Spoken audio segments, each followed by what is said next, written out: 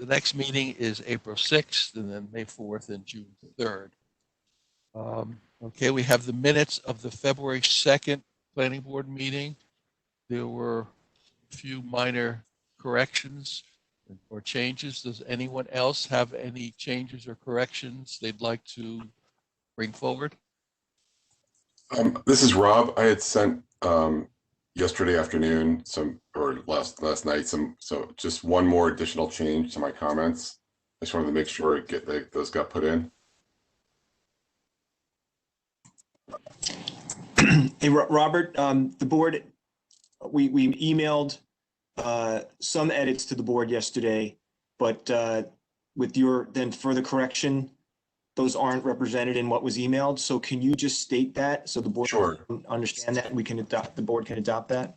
Sure. I made two comments. One is that to put the path of the river walk around the riverside of the Yonkers wastewater treatment facility, and then the second to make sure that there's adequate width for separation on the entire river walk. Any new spots for pedestrian and bicycles. Okay, thank you, Ron.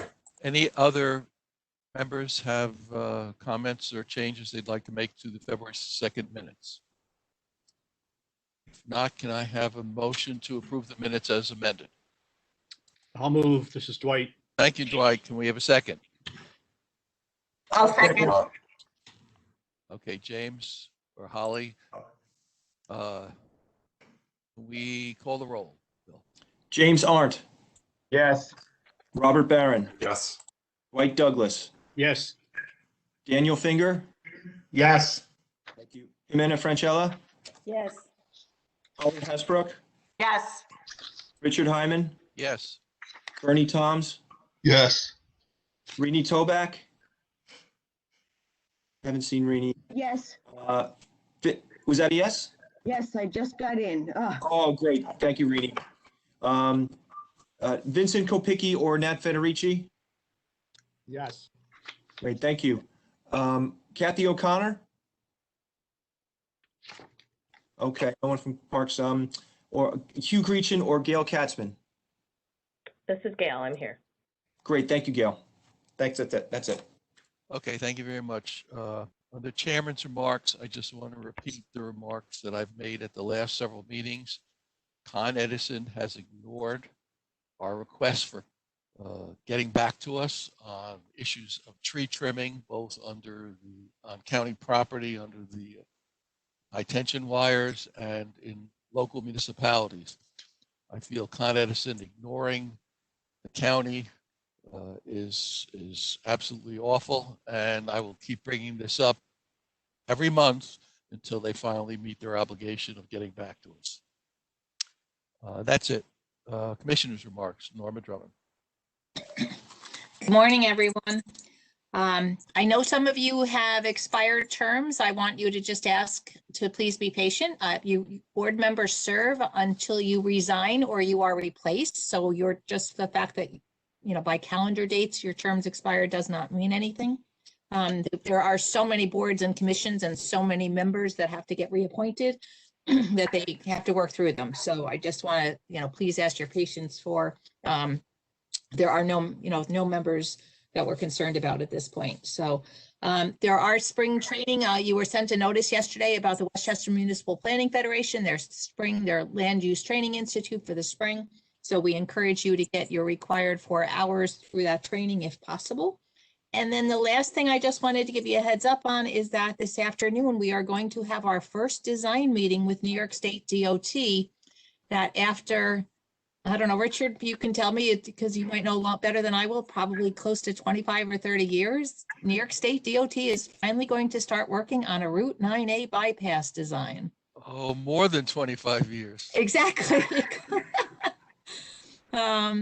Unfortunately, the design that they're looking at so far, we believe only goes from 287 up to Warehouse Lane. Obviously, our hope is to get it even further north, but you know, as a start, they're going to be working on the design for the bypass up to Warehouse Lane. So I saw the preliminary design for that 25 years ago, you know, on I saw the plans. It looked great. I forget I think it also only went up to warehouse land. Yeah, I mean, that's a great start. Like, for those of you who may not be familiar with it, the idea is to try to get a lot of the truck traffic off of 9A in the Elmsford area, particularly where it's just so congested, where most, a lot of traffic gets on, and then all the way down to Terrytown, where everybody gets on to 9 and 287. So, so this, when implemented, this will really be something that we've been looking for a long, long time. So that's it, Richard. Okay, thank you. We're going to change the order of the agenda a little bit to go to matters for board information. A presentation by Jerry Bogaz, the Assistant Director of the New York Metropolitan Transportation Council. 2 months ago, Jerry was kind enough to be on our agenda, but our agenda ran so long that we were not able to include him. So we're going to move him right up to the top of the agenda. So make sure that can't happen again. So Jerry, it's all yours. Thank you, and I very much appreciate that. Actually, I believe I was involved in a Route 9A bypass study in the early 90s. I think that may have been the 1890s, but I'm not sure. So that's a familiar topic, and I remember doing intersection turning movement counts at Elmsford Square back then. So happy to be with you this morning. Michael, do you want to let me share the screen? Or... Yeah, I just made you the presenter, Jerry. Okay, so I can bring up, sorry for my messy desktop here. I can bring up the PowerPoint. Can everybody see that? Not yet. You have to share your screen up at the top. There's Oops. I apologize. You think I would know this by now. There you go. It's only been a year. I mean, so, all right. So some of you know about the Metropolitan planning process, I hope, that is required for federal money to be brought into our region for transportation improvements. And that's all modes of transportation improvements. Federal money right now comes to Westchester County for transit equipment, for transit facilities, roadway facilities, really the whole 9 yards, planning activities. And there's a required planning process that makes the region eligible essentially for that funding. One of the biggest parts and the foundation piece for that process is the regional transportation plan. And of course, there's an organization, the New York Metropolitan Transportation Council, which is the metropolitan planning organization that's required to undertake this planning process and bring the funding to the region. So I appreciate the opportunity to talk a little bit about our next regional transportation plan, which will hopefully be adopted in September of this year, and which has been underway for about 2 years at this point. So first of all, for those of you who don't know, Metropolitan Planning Organization is basically a regional council. And NMTIC is that council for New York City, for suburban Long Island, and the lower Hudson Valley. That would be Westchester, Rockland, Putnam counties. So it is a regional council of governments consisting of 9 voting and 7 advisory members. County Executive Latimer is the Westchester County member at this point.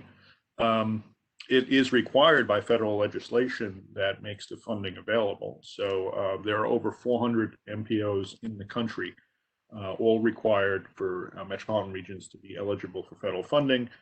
And it's responsible for the mandated metropolitan transportation planning process. And so the idea here is that not to think of NMTIC as its staff. I'm staffed in NMTIC along with others. But rather to think of it as the council itself, and Westchester County is an active member of that council. Naomi Klein is the day-to-day representative of the county, but County Executive Latimer is in fact the principal member. So the membership is 5 suburban county executives, as I just described, the director of the New York City Department of City Planning, and the commissioner of the New York City DOT, the state commissioner of transportation, and the Metropolitan Transportation Authority. We have several advisory members, including colleagues in New Jersey. And I'm sorry, it's telling me my bandwidth is low, so I will try something on that. Jerry, you're fine. It looks good to us. Yeah, well, but it's not advancing, unfortunately. Oh. What I can do is I can bring up, I have the PowerPoint up, and if you want to talk through the slides and I'll run it. That's great. Okay. Sorry, Michael. No problem. Technical snafu. So I'll stop sharing Okay. and also stop my video just in case there's a bandwidth issue. So you should be able to bring up, Michael, the PowerPoint. Yep. 1 second. Give me a second. Sure. So, the important thing is, again, to realize that and to recognize that the organization is a council, and these members are, in fact, the body that is charged with undertaking the planning process and also adopting all the required elements of that planning process to bring federal money into the region.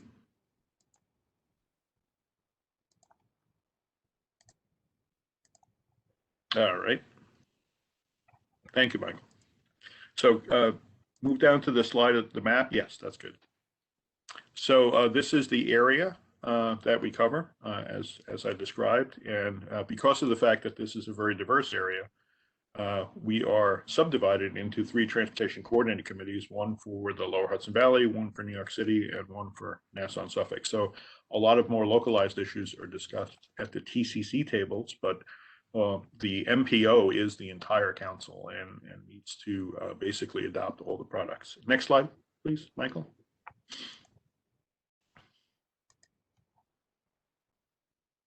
Okay, can you bring this up as the PowerPoint slides? Great.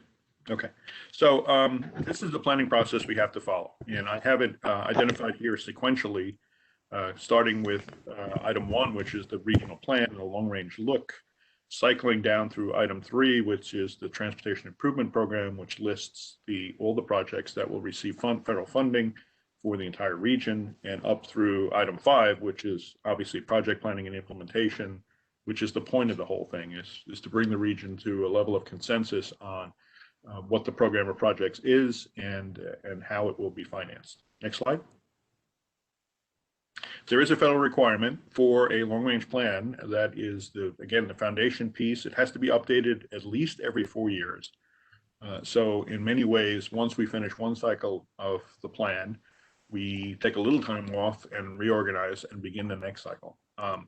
It's required to have a minimum 20-year planning horizon and to include both long-range and short-range strategies and actions. And that includes identifying the projects that will likely be funded in the longer term. And then all those projects and strategies have to be considered in developing a financial plan, which we'll cover in a second. Next slide, please. So the next plan has been in process since the second half of 2018. When we began work, we did have some topical public outreach in the latter half of 2019, but then the schedule had the main public outreach was scheduled for the period of March through May of last year, which of course is when the pandemic hit. So we had to basically reorganize and put together a virtual public outreach program.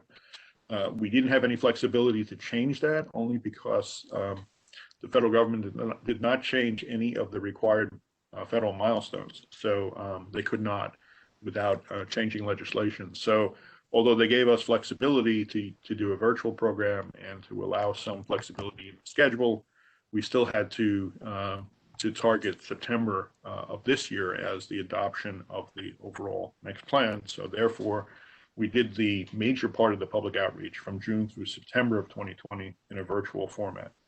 And we have been processing that information and building the plan since that time. In June of this year, June 16th, hopefully, we'll be releasing the draft plan for 30-day public comment period. And then we'll be adopting the plan the first week in September when we pull the council together on September 9th. Next slide. So the plan is consists of a main document and a number of special elements and appendices.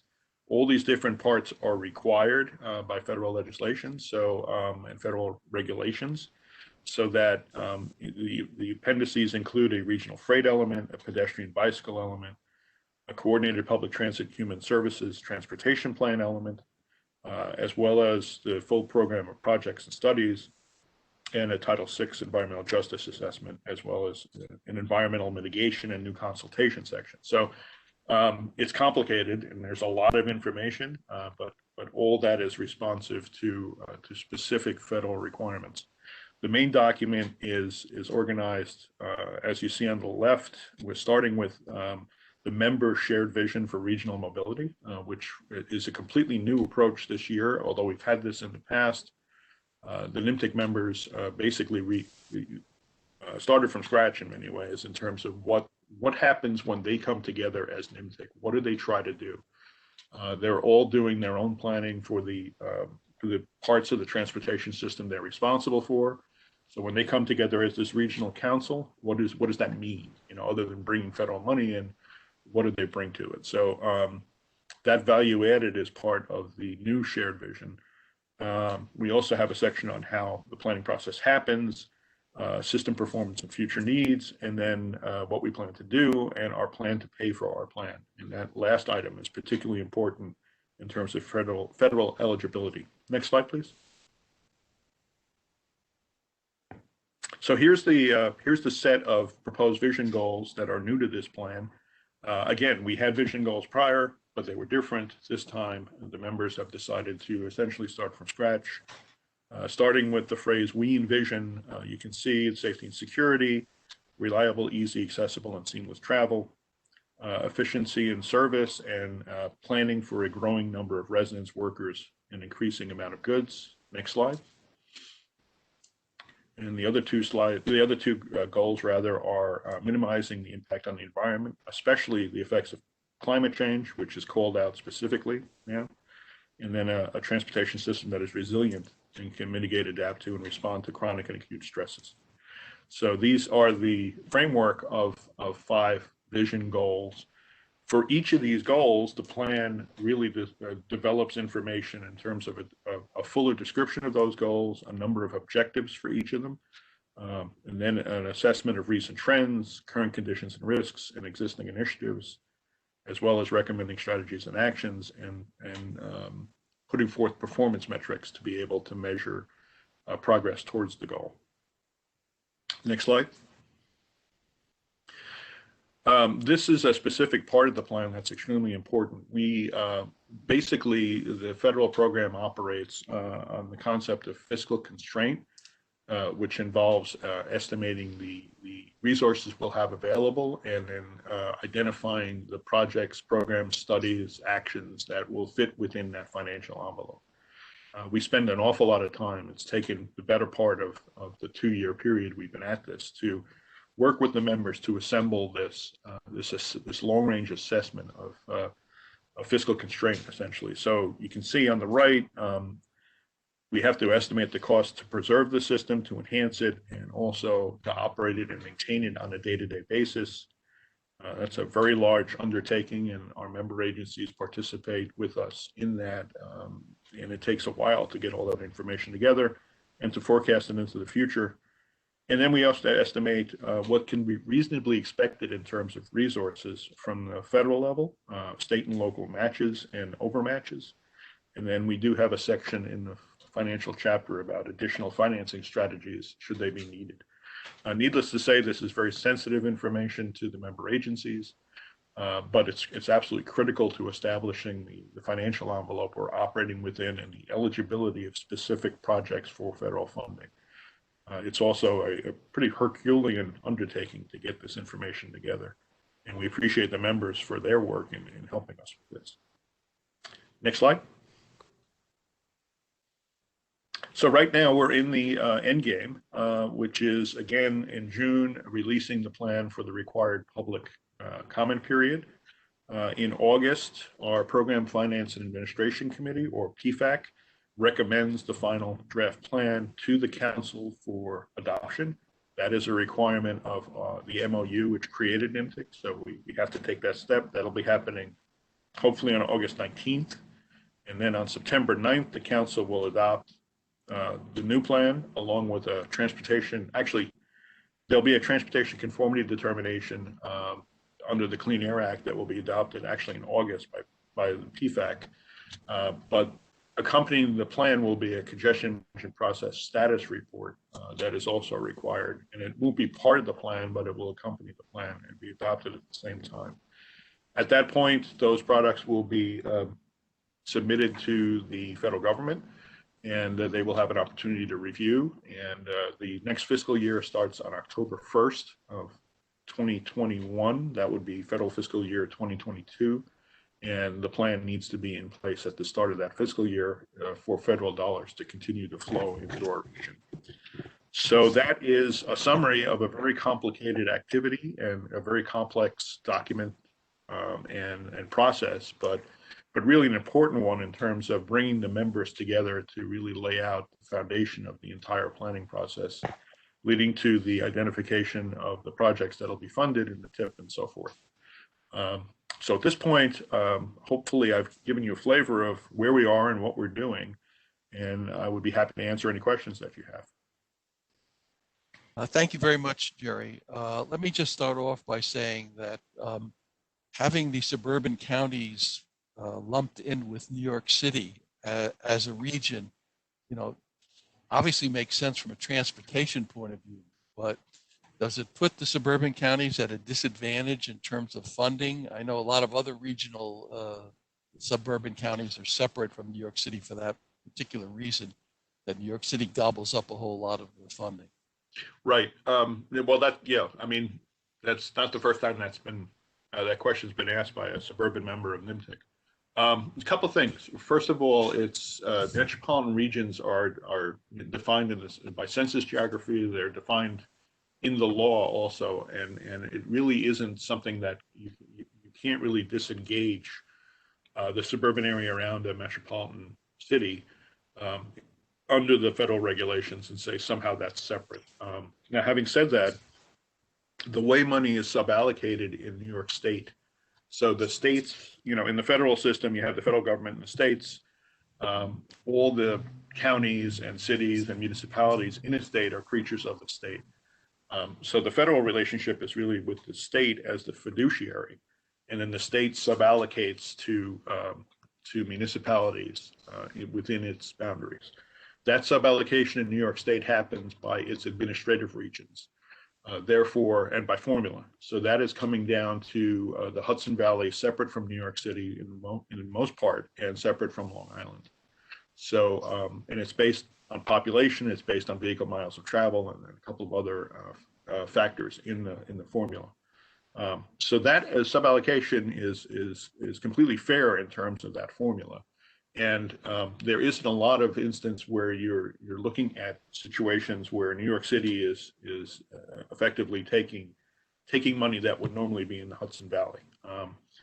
There are instances where the members of NIMTIC do have to come together to make decisions on major projects and which goes forward when and so forth. That's all part of the planning process. So there may be times when that funding allocation may be tipping in one direction as opposed to another. A good example is the Tappan Zee Bridge replacement, which gobbled up several $1 billion from the regional process, but that was a decision that was made at that time by NIMTIC members to focus the federal money on that particular project. There are other huge projects like the Second Avenue Subway and so forth that are in our plan and program.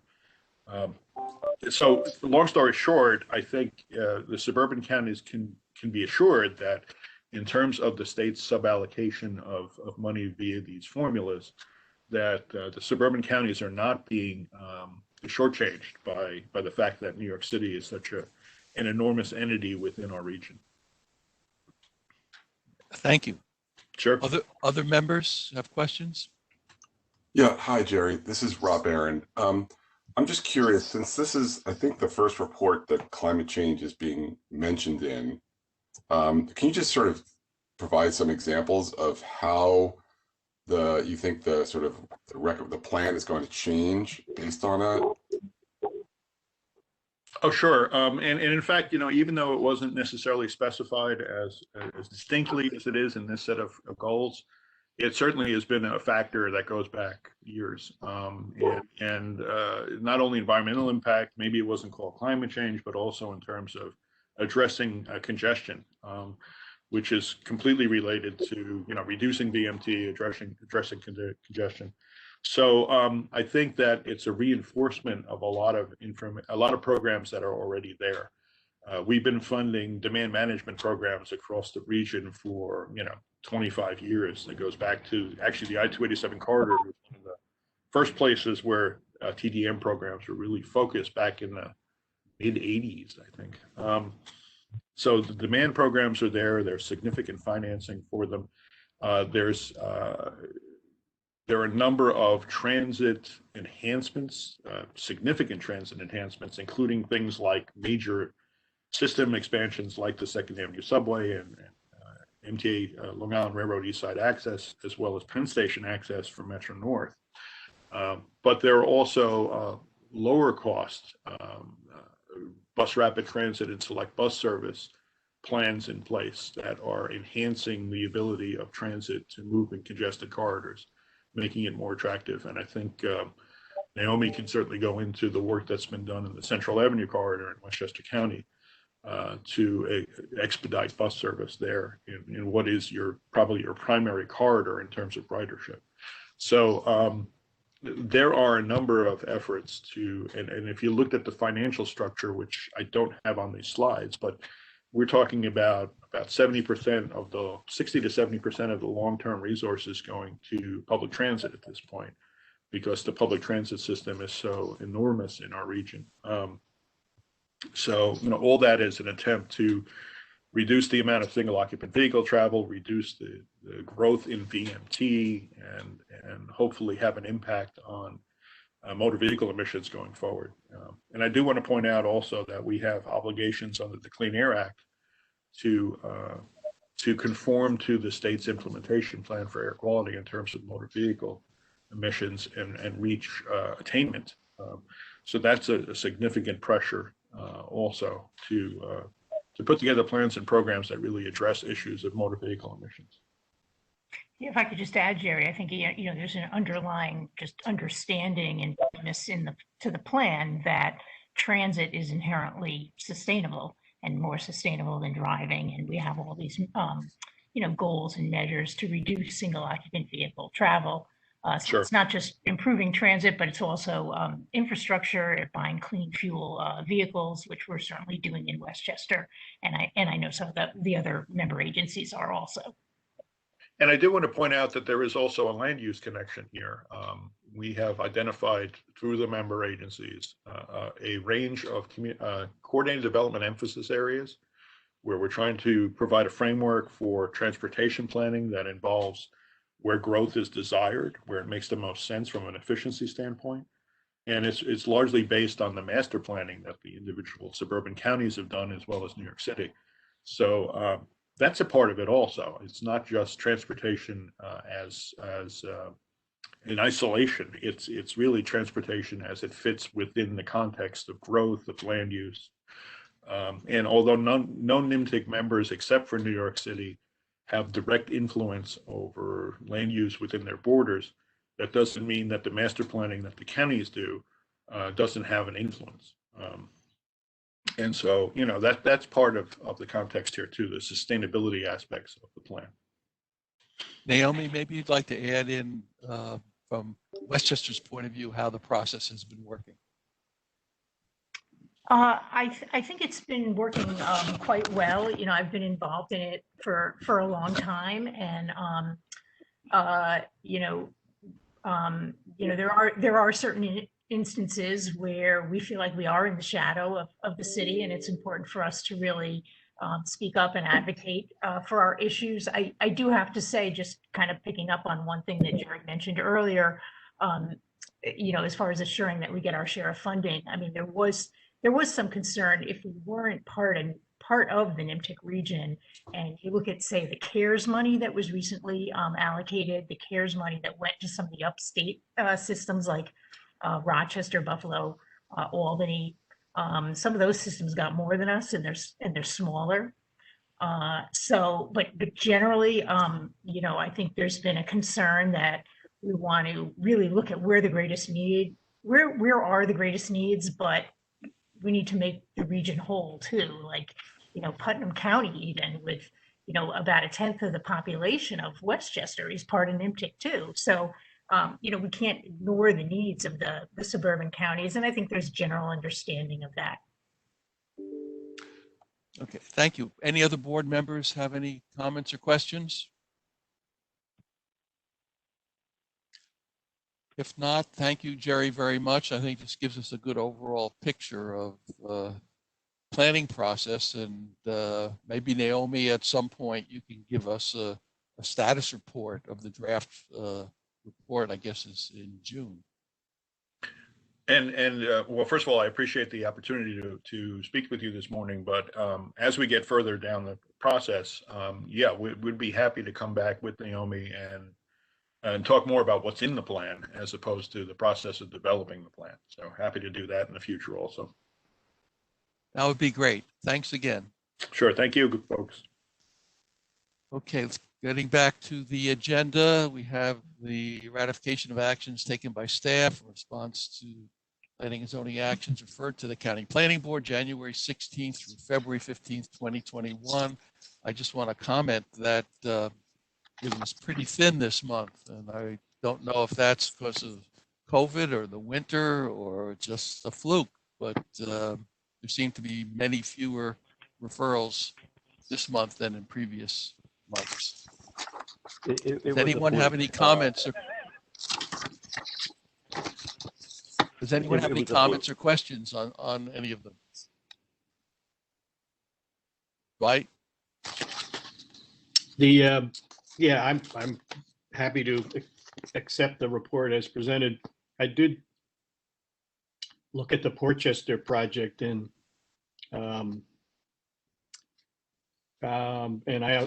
actually spoken with Richard. It's not a happy event in some ways, and I don't think there's more that we can do that's in our what our letters say. So I'm just a little, I don't know, disappointed. But what is. Yeah, I did speak to Dwight, and it turns out that Peekskill has an excellent process for historic preservation and requiring developers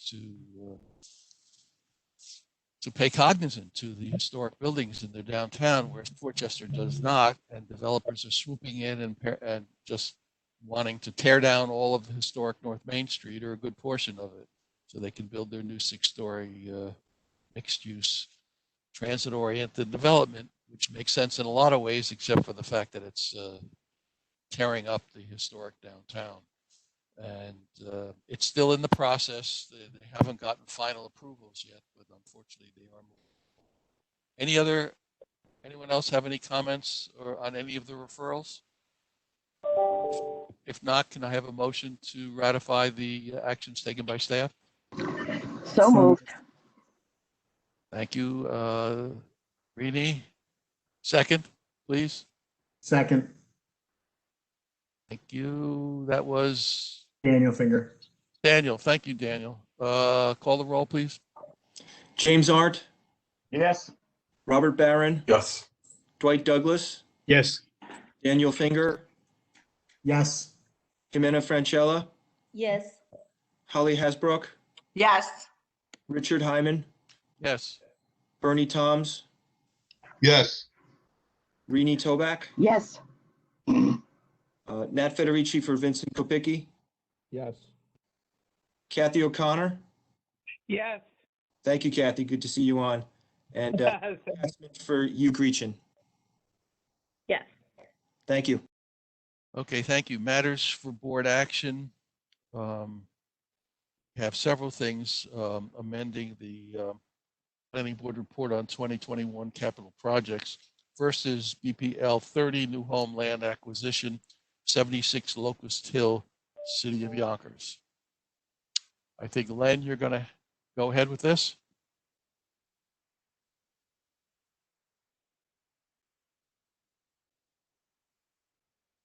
Okay, can you hear me? Yes.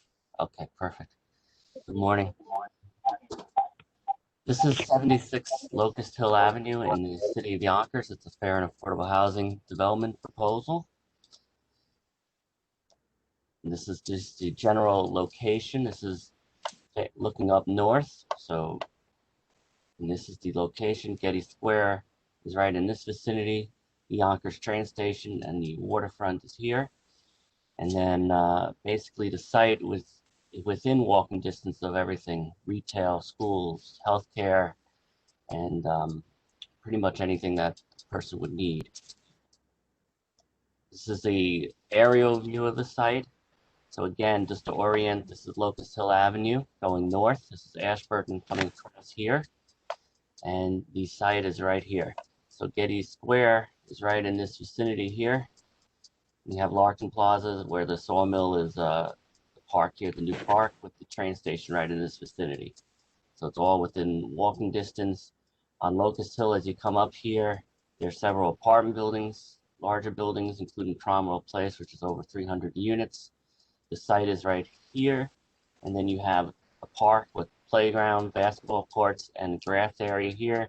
Yonkers Police Athletic League is over here, and there's a public school right here, as well as a new residential building, an old office building that was converted to residential rental at the corner of Ashburton and Locust Hill.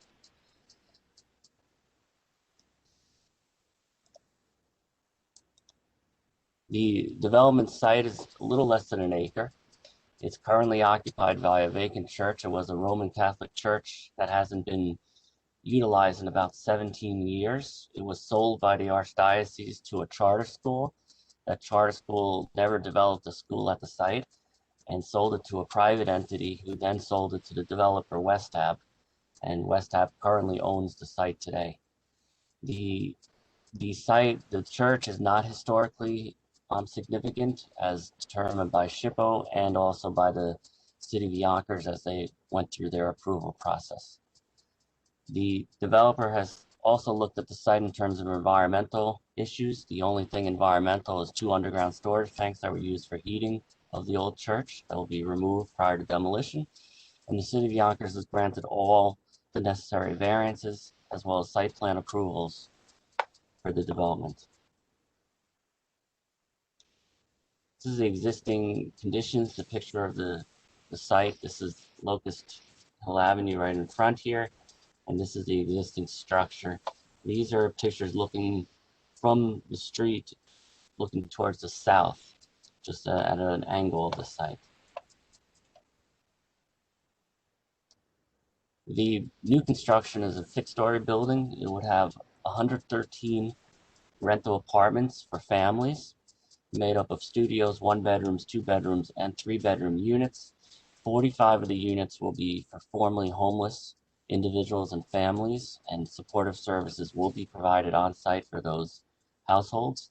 8 units are contemplated to receive project-based Section 8, and there's on 2 levels, one on grade and one below the level of the building. There'll be 84 parking spaces. The building does have amenity spaces such as community rooms, bike storage, various office space for security, property management, supportive services.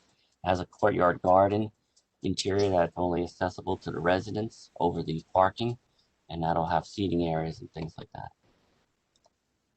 The design of the building is Passive House inspired, so it doesn't quite meet the Passive House requirements, but it is designed to get as close to Passive House as possible.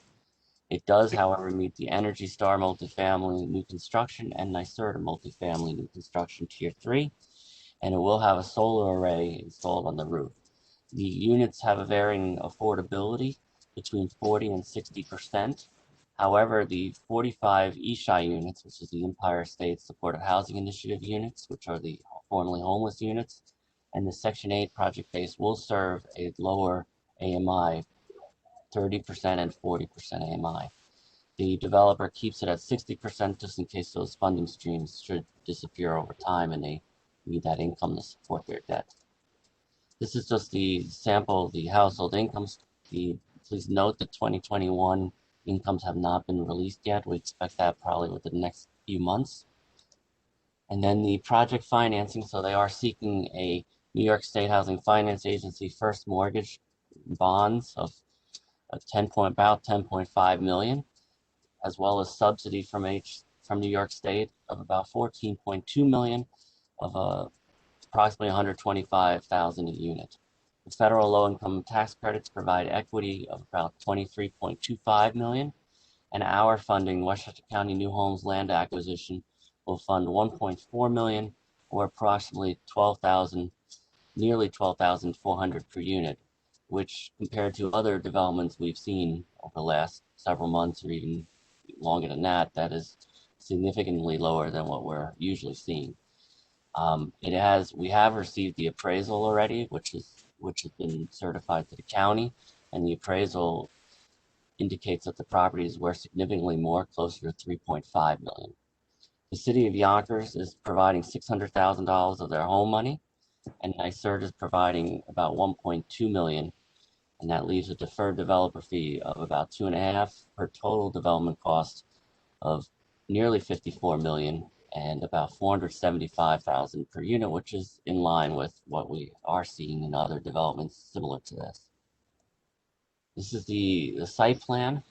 On the site plan, this end here, this is Locust Hill Avenue. This is the main entrance to the building, and then you have the various amenity spaces, offices, things of that nature here. There is a driveway leading in over here and a driveway leading out over here. That leads to the on-grade parking, which is all here underneath the building and beyond the back of the building. There's also a two-way ramp down to the lower level for parking that comes here, that people go in and also come out here, and then they can find their way out this way. And the last slide is the rendering of the building. Go back for a second. Is the entrance off of Locust Hill, is that two-way or one-way? This here? Yes. I believe it probably is one way. I can double check that, but my understanding is it's one way here and one way coming out over here. What's the street at the top? The street at the top, meaning up here? Well, the exit is back onto Locust Hill? Yeah, yes. Because Locust Hill, there is no street here. There's an adjacent parking lot here. Okay, I was wondering where it came out. Okay, I see. This is Locust Hill here. It comes out on Locust Hill, and you enter on Locust Hill over here. Okay. And then this here is the rendering of the building. You can see the front entrance right here off the sidewalk. This is Locust Hill Avenue right here. And then you can see a car going in the driveway right here. You can see the parking underneath the building, and the ramp that I just described is over here. And the other exit for cars is here. 6-story building. It fits the area directly across the street, which would be right about here where the pointer is another West Hab building. It's a formerly a sharing community building that West Hab took over when the sharing community dissolved. That's also a formerly homeless building with supportive services. So I'm happy to answer any questions at this time, and hopefully seek your approval to recommend this to the Board of Legislature. Thank you, Len.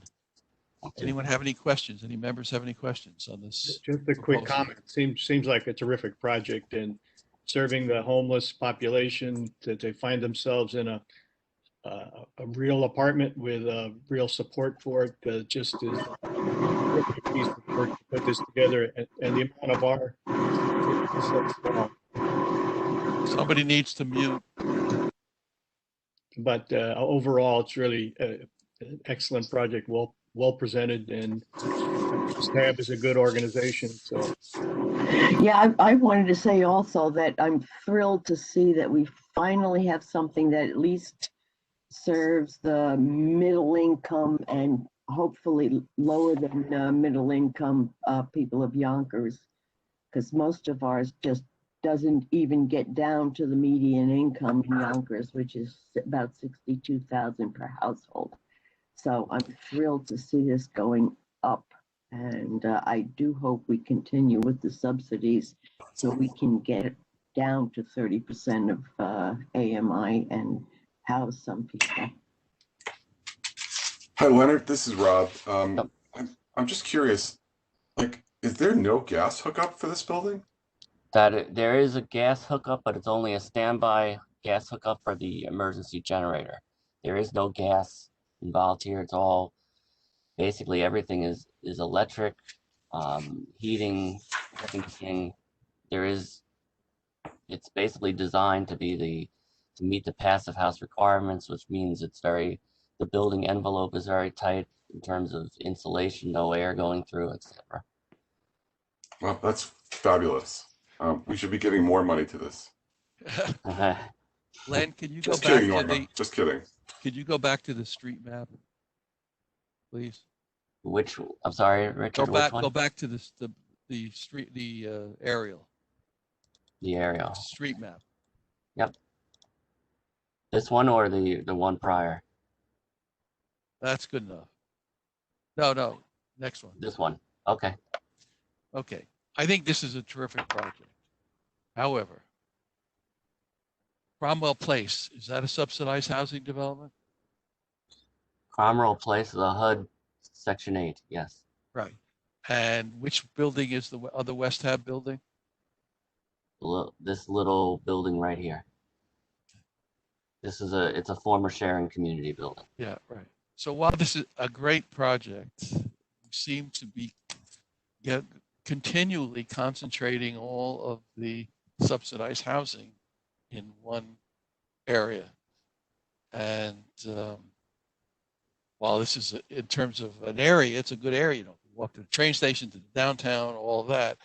It just seems unfortunate that we have to keep the only opportunities for development seem to be in those areas that already have subsidized housing. But it is a good project, so I would think we should go ahead. Anyone else have any comments on this? Richard, I would just like to say that this area of Yonkers specifically has truly been a focus of West Hab. They literally have been rebuilding this entire section of Yonkers, okay? With community centers, with, lots of amenities and services, not just providing housing here. So it's much more in line with the mission of West Hab, of what they how they turned themselves around probably about 10 or 12 years ago. So it's really more than just housing that's being provided here. I agree. Rich, I'd also add that, Palisade Avenue is going to have, theoretically, 3,000 market rate apartments in in the next couple of years. So I think this is not, I think there's going to be a lot of mixes of income here, and and Lucas Hill is a very busy corridor. I walk up and down it all the time. It's, I don't feel like it's going to be sort of this sort of ghetto, apart from the rest of the city. So. Okay, can we have a motion to? We have on the agenda a resolution for the capital project funding request for 76 Locust Hill Avenue. Okay, so moved. Thank you, Rainey. Can we have a second? I'll second it. Thank you. Can we call the roll? James Art, Yes. Robert Barron, Yes. Dwight Douglas, Yes. Daniel Finger, Yes. Jimena Francella. Yes, and I just wanted to make a comment. I couldn't unmute on time. That was in regard to the green space. It's on top of the parking, considering the population to be really careful because it's high, that it be secured.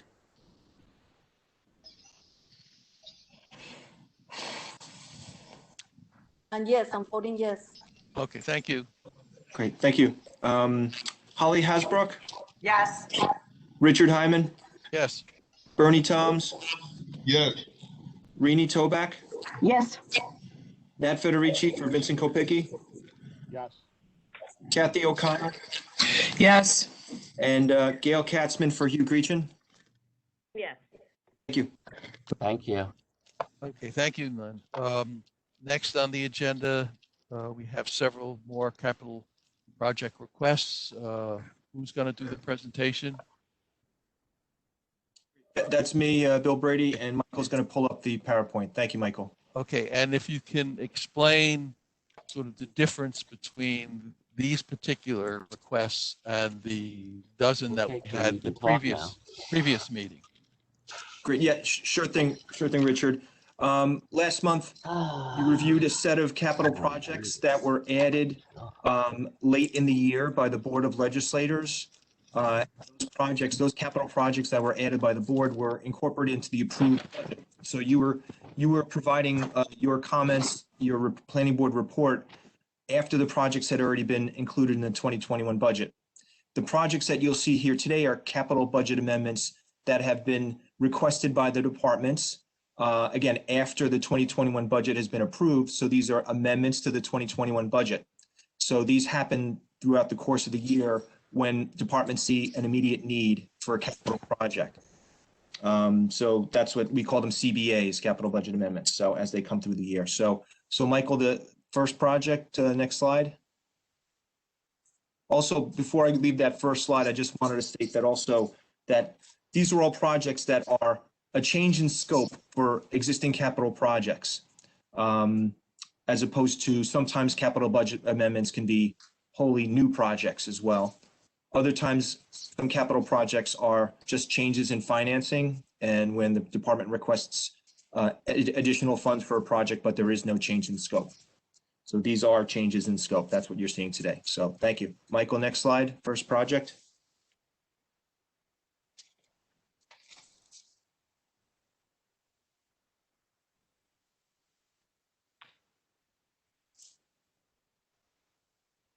Can anyone see that the next slide? No.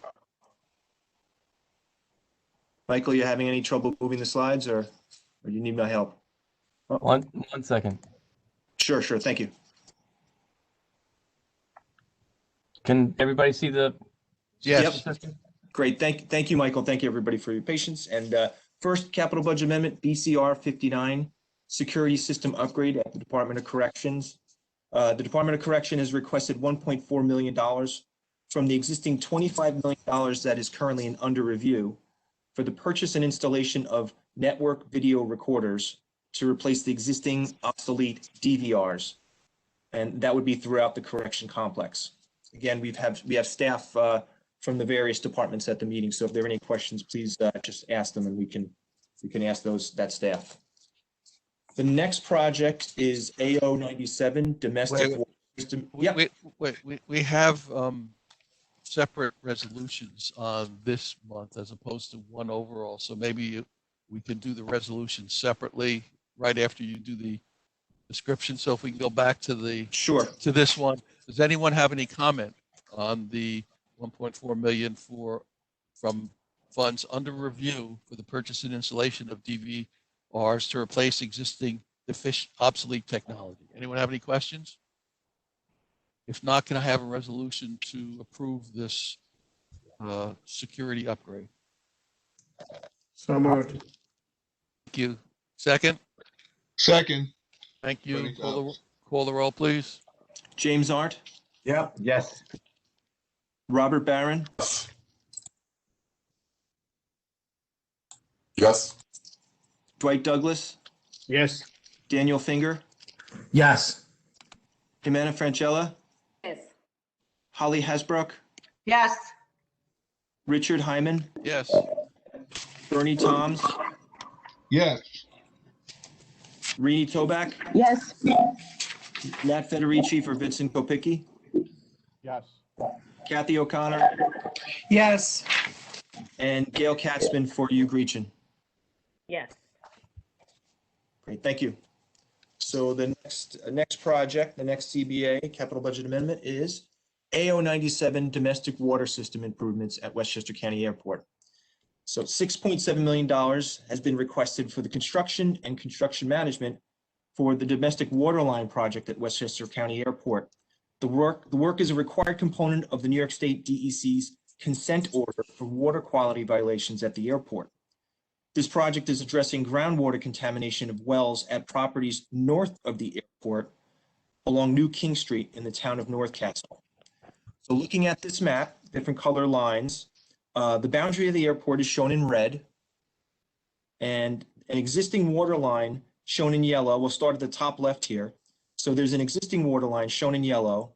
That's to be dedicated to the Westchester Joint Waterworks. A new water line, if you follow it, shown in green, is to be constructed and outside the active operations area of the airport. So it's swinging out further north. And that's also to be dedicated to the Westchester Joint Waterworks. An existing water line shown as a thick black line that crosses the airport operations area, that'll be closed. And again, that's currently within the active operations area of the airport. A new water line shown in blue to the north there, near the north arrow, will run along New King Street. And again, that's north of the airport. And that's to serve those several properties with contaminated wells. And that new line will be dedicated to the town of North Castle. And then it's hard to see, but there's a new line shown in purple that runs along Airport Access Road. And that will complete the new water loop and look into the rest of the water system at the airport. So staff from DPWT is here to answer any questions if needed. Hey, Bill, I have a question. So this is drinking water that we're replacing, right? They're taking away the wells and replacing it with drinking water? Yes, so this is those properties along New King Street currently have wells. And that it was determined that the most feasible way to correct the groundwater issue is to bring in a new water line from the water system at the airport. Got it. All right. So the airport already has a water system. It's just that they're taking it off the feed to feed those homes down the way. Okay, I got it. Right, feed those properties. And again, the water line system, there's an existing project for the water line system at the airport, and this would be extending it further out and then off the airport property along New King Street. Got it. Okay. Bill, question. Do we know how many homes will be affected by this? I'm going to let Jim Antonaccio from DPWT, if you're on, Jim, if you can give an overview of the number of properties.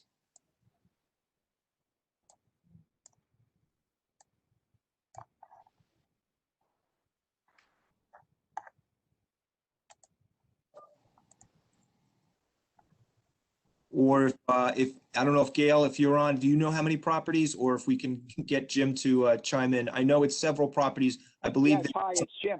Can you hear me? Oh, thank you, Jim. Yeah, I'm sorry, I'm on the phone. I must have spoke before the mute went off. My apologies to the board. Yes, it's about a half a dozen commercial properties. Those are office buildings there. That is correct, yes. Bill, I know a lot of the capital projects for the airport are separate from the county capital project. Is this an airport capital project or a county capital project? This is an airport capital project. It is funded out of the Airport Special Revenue Fund. Okay. The debt service goes against the Airport Special Revenue Fund. So is it a non-county source or it's not a non-county source? The airport's considered county, but it doesn't go against the county's debt service. Okay.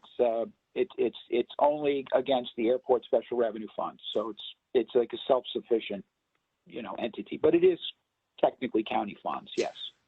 Okay. Thank you very much. Any other questions on this capital project? If not, can I have a motion?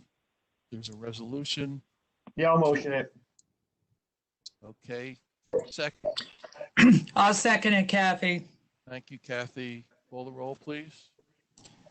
James Arndt? Yes. Robert Barron? Yes. Dwight Douglas? Yes. Daniel Finger?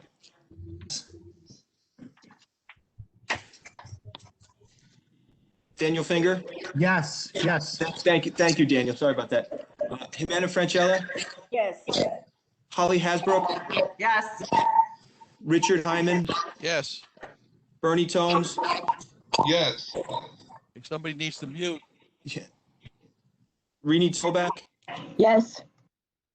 Nat Federici for Vincent Kopicki? Yes. Kathy O'Connor? Yes. And Gail Katzman for Hugh Greachin. Yes. Thank you. Okay, Michael, next slide. The next capital budget amendment is BSS 13 infrastructure improvements to the shelter facilities at Vernon Plaza in Mount Vernon. This is for the design, construction, and construction management associated with the replacement of the existing boilers and associated work for that for the existing boilers at the Vernon Plaza Center facility in Mount Vernon. As shown here in the photo, temporary equipment is now being used to serve the boiler needs at the building. So, and while the project includes a request for $1.7 million, existing appropriations will be used. So an additional $173,000 is actually being requested in new funding for the balance of the boiler project. Are there any questions? Again, DPWT staff is also on the call. Is that building fully occupied? I don't think we have anyone from DSS. Actually, I can answer that. The building is not occupied right now because the boilers have been down for a couple of months. So with the temporary boilers, the building is now functional. But actually right now what they're doing is they're holding the building on reserve in case of a spike in COVID, and they would then be able to safely accommodate some of their homeless families here. So for the next couple of weeks or so, they're just, again, we're continuing to watch COVID just to see if we're going to need this for the spacing issues and the quarantine issues associated with any homeless families or persons impacted by it. Who was met? Was that a West Hab managed building when it was occupied? Vernon Plaza was West Hab, yes. Okay. Any other questions on the boiler for Vernon Plaza? It seems a lot for a boiler. I'm just not quite sure. It costs 1.7 million. Is it a whole heating system that's being replaced? Yeah, I didn't list all those elements in addition to the boiler, but it's again associated work regarding that system. Yeah. So yes. Jim, I'm sorry, Bill, it's Robert. Yeah, it's the boiler, which is, actually not your typical house boiler. It's a large building. But it's also addressing issues on the steam system, the radiators, the steam traps on the radiators, the valves on the radiators, and the associated piping. Okay. Great. Thank you, Robert. Any other questions? If not, can I have a motion to approve this capital budget? So moved. I have a second. I'll second. It's Holly. Thank you, Holly. Please call the roll. James Arndt. Yes. Robert Barron. Yes. Dwight Douglas. Yes. Daniel Finger. Yes. Jimena Francella. Yes. Holly Hasbrook. Yes, sorry. Thank you. Richard Hyman. Yes. Bernie Toms. Yes. Rini Toback. Yes. Nat Federici for Vincent Kopicki. Yes. Kathy O'Connor. Yes. And Gail Katzman for Hugh Greachin. Yes. Great, thank you. So Michael, next slide. Next capital budget amendment, BO 77D Infrastructure Rehabilitation, Valhalla Campus. This is a request for bonding of $2.8 million using already appropriated funds in this project for the replacement of the de-aerator tank at the central heating plant at the Valhalla campus. The plant provides steam and hot water to the Westchester Medical Center and the correction facility, and it provides steam only to labs and research, the labs and research facility and the youth detention facility at Woodfield Cottage. And again, DPWT staff is on the call with any questions on this. Bill, I'd just like to point out, the tank that you see there, it's up, it's elevated. It's actually 23 feet long by 8 feet in diameter, just to give you the scale of the size of the tank. And what a de-aerator tank does, it removes corrosive gases, mostly dissolved oxygen and carbon dioxide from the boiler feed water. Great, thank you, Robert. You could I assume this work will be done in the summer, so the heating isn't necessary. That's correct. We're trying to get this in before the next heating season. Any other questions by board members? If not, can I have a motion to approve this capital project, recommend approval of this capital project? So moved. Thank you. Can I have a second? Yeah, I'll second it. Call the roll, please. James Arndt, Yes. Robert Barron, Yes. Dwight Douglas, Yes. Daniel Finger, Yes. Jimena Francella, Yes. Holly Hasbrook, Yes. Richard Hyman, Yes. Bernie Toms, Yes. Rini Toback, Yes. Nat Federici for Vincent Kopicki. Nat? I'll swing back to Nat in a second. Kathy O'Connor Yes. and Gail Katzman for you, Gretchen. Yes. All right. I don't know if we got Nat Federici on there. Yes. Thank you so much, Nat. Okay, thank you. All right, next project, the next and the fifth and final project, capital budget minute for RP02A Ice Casino Improvements 2 at Playland. This CBA is to move forward $1 million from under review to be used in 2021 for design, construction, and construction management for COVID-19 mitigation measures at the Playland Ice Casino. And this would include upgrades to the air filter system and the installation of bipolar ionization units in the building, again, to get it ready for the season in 2021. Again, DPW's staff is on the call if you have further questions. I assume all the work is interior? Hi, it's Jim. Yes, it's correct. It's strictly adding these recommended systems to existing HVAC systems for the main ice rink. Any questions from members of the board? I'm just wondering, so the newest upgrades are all going to be as if COVID will continue ad infinitum, and we're going to have like very high quality internal air systems? That is correct. There are several other phases of this project coming down the road, and they will be designed with these systems in place. Yes.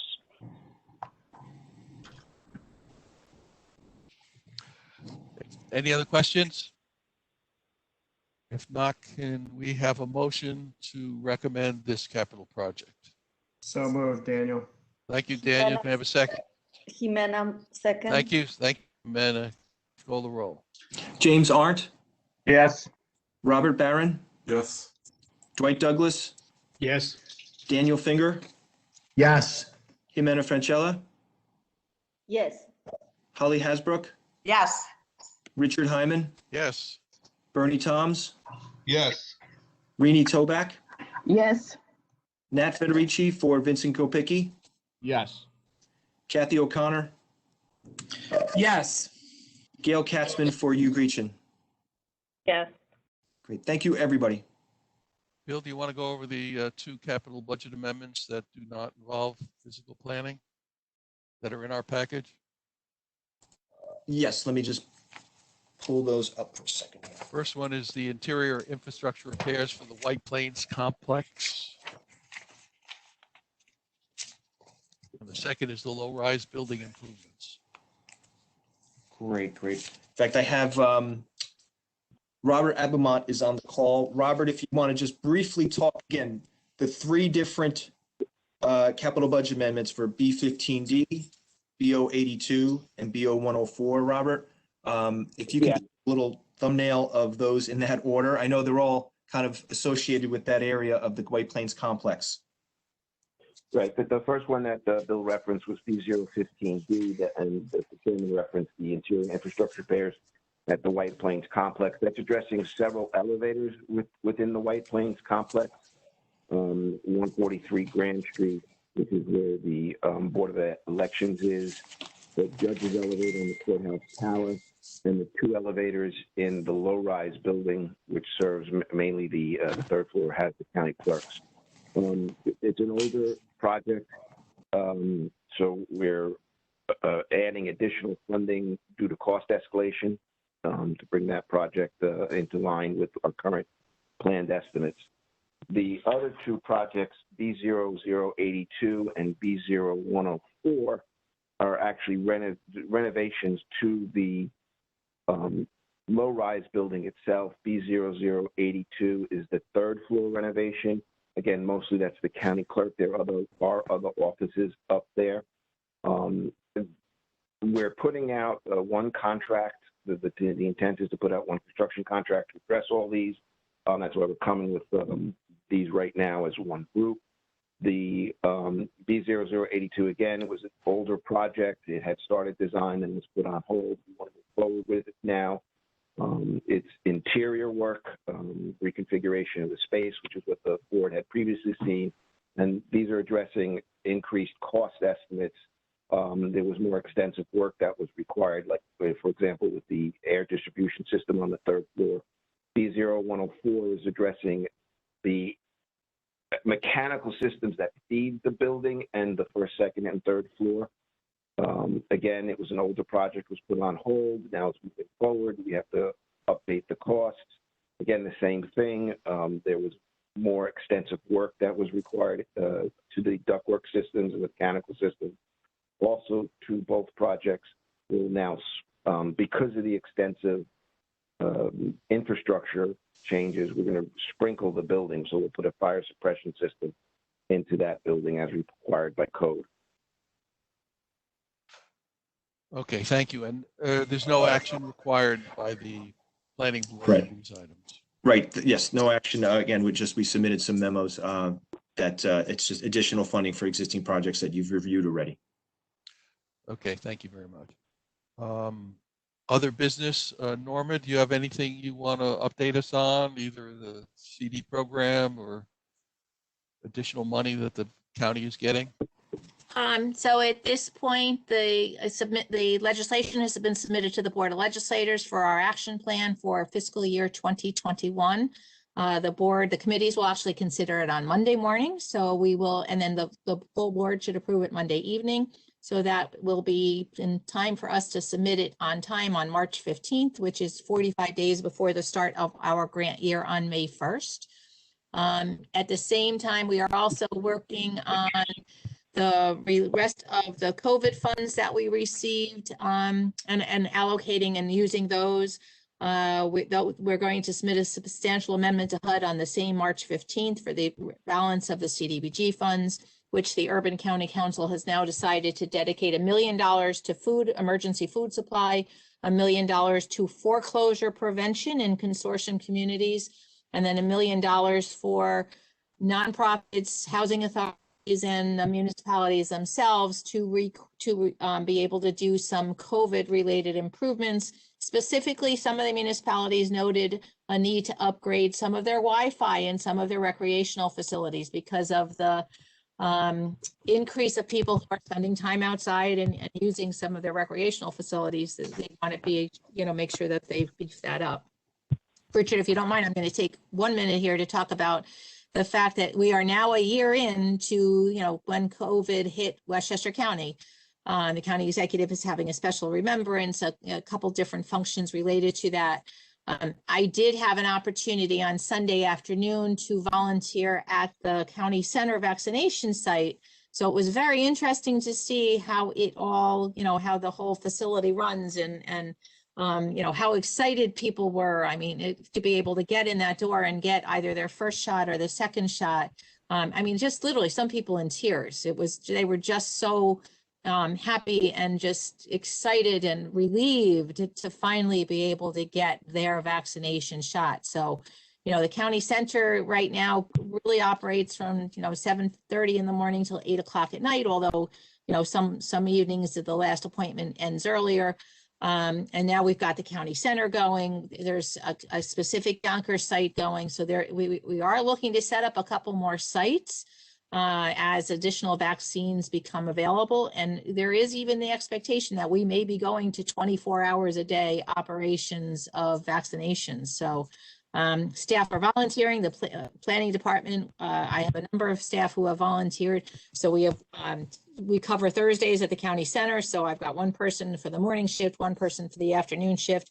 And our staff are, when you literally walk inside the door, you're greeted by county staff who are volunteering for the day there.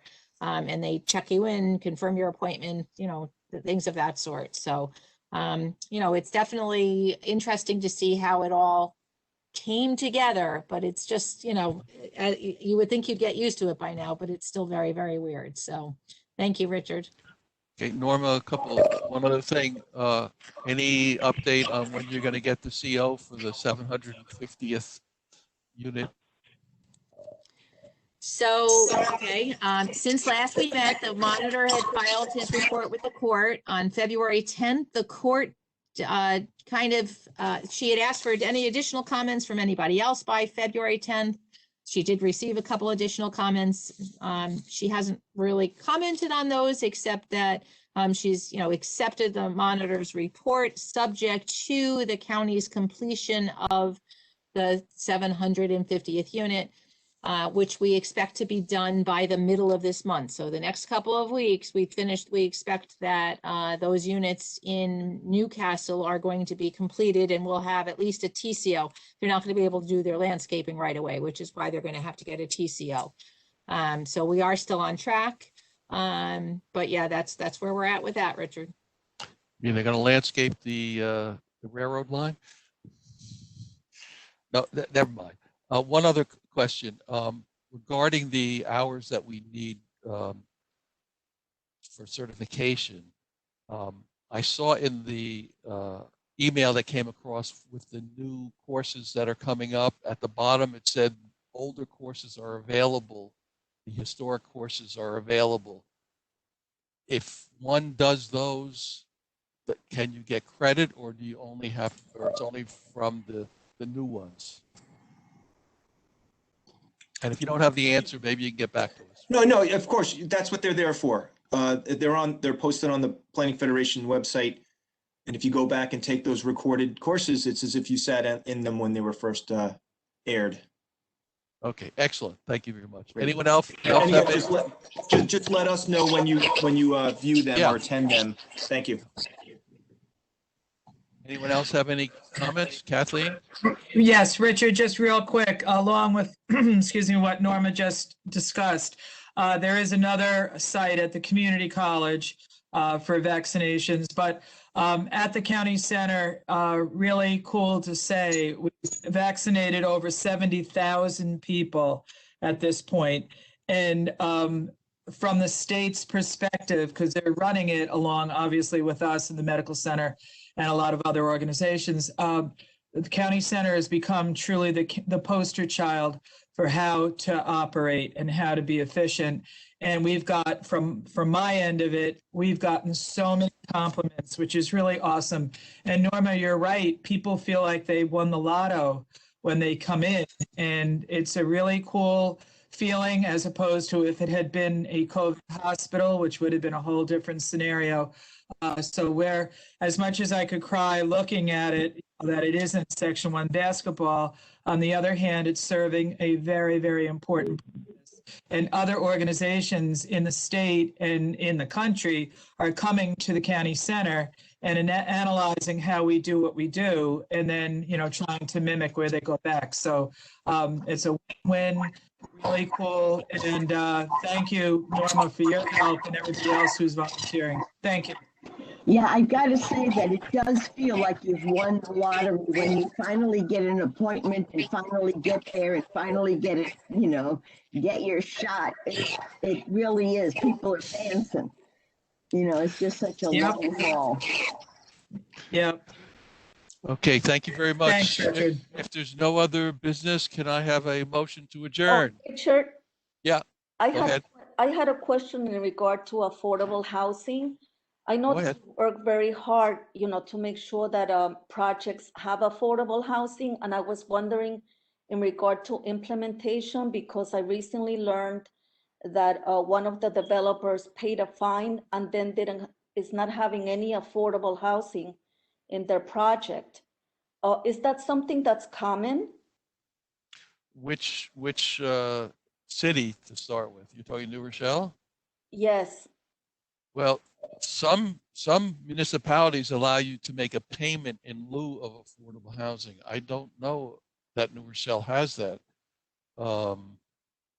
They did. So I know was that- just wondering how common it is in other municipalities because, they're coming in, planning board, stating that they're gonna have affordable housing. And then if they're paying a minuscule fine. And Yeah, it's not a fine. Again, I don't know about you, the specific case you're bringing up, but several municipalities allow you to pay money instead of building the affordable housing. For example, White Plains allows that. And the White Plains YMCA is going to be torn down and all, market rate expensive apartments with no affordable housing is going there. And they paid the city of White Plains, I think it was $2 or $3 million instead of putting in affordable housing, which the Housing Opportunity Commission is opposed to these payment in lieu. Housing Opportunity Commission recommended that every project should have affordable housing in it, but several cities, including White Plains and several others, allow the paying of making a payment in lieu of putting the affordable housing. It's unfortunate, but it does occur in various municipalities. Yeah, Yonkers, you're allowed to do that too. But, and a lot of people are working here to try and get rid of that option. But on the other hand, it's better than when they promise affordable housing not co-located and then never build it. So there's a lot of things we have to tighten about affordable housing. So the buyout is not in the county's model ordinance provisions. So the county does not recommend and does not encourage. In fact, as we do referral letters, we call out anybody who has the buyout provision to say that it's not recommended in the county's, model ordinance provisions and by the Housing Opportunity Commission. So we don't recommend it, but we do know that several municipalities do allow it. And the thing is that very little of that money ever gets put towards actual construction of affordable housing. Well, White Plains, their money definitely gets put toward construction. I can't speak for the other municipalities. Any other questions? Just on that subject, I mean, I'd like us to maybe, if there's something we can look into on that, because if we know it's going on and and it's circumventing the intention of, of these projects or what we're doing, I think that's something that needs to be addressed. Well, the Housing Opportunity Commission has come up with a recommended county policy that no county funds of any kind, whether it be IDA or new homeland acquisition or anything, be made available to any project that either builds affordable housing off-site or makes a payment in lieu of affordable housing. But unfortunately, this is a home rule state, and individual municipalities are allowed to set their own policies when it comes to affordable housing. And there are many municipalities that have not even adopted the model ordinance at all and don't build any affordable housing. But is there some way that we can, next time any of these municipalities, especially the cities like Yonkers and White Plains and New Rochelle, that, they're obviously at some point there's going to come a time where they're going to need the county or they're going to want the county funds for something. Right. And, why shouldn't the adoption of the model ordinance be tied into that? The county does have a policy that no county funds will go to any community that is not complying with the model ordinance. So if they wanted recreation, funds are going to go to White Plains. Pardon? So no county funds are going to White Plains then? So let me correct that. The county has what we call a discretionary funding policy that we had to adopt as part of the housing settlement. So it impacts the 31 municipalities that were deemed to be eligible under the housing settlement. It does not right now impact the cities, okay? Or the other municipalities that are considered more diverse. So we are still encouraging, though, every municipality to, amend their zoning if they have provisions within their codes that are different than the model ordinance. I think we should do more than encourage. And I think especially with cities like Yonkers and White Plains and Mount Vernon and New Rochelle, if they are going to want county money for anything, that they should have to adopt the model ordinance, that they shouldn't be able to circumvent the goal of affordable housing by accepting some kind of payment. I mean, $2 million for that kind of project that's going up where the YMCA is nothing. I strongly agree with Daniel, because in this situation, it was $1 million. And you can't even build, have housing in Westchester for that kind of money. Yeah, 2 million ends up being 4 units based upon the numbers that we saw on Locust Hill.